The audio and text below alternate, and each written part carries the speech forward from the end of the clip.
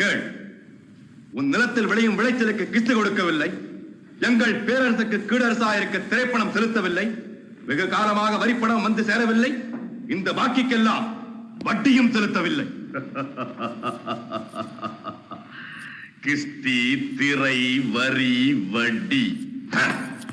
வானம் பொழிகிறது, பூமி விளைகிறது, உனக்கு ஏன் கொடுப்பது கிஸ்தி?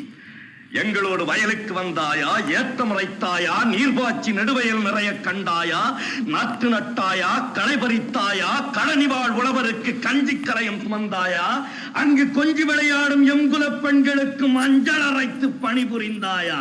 அல்லது நீ மாமனா மச்சானா? மானங்கெட்டவனே, எதற்கு கேட்கிறாய் திரை? யாரை கேட்கிறாய் வரி?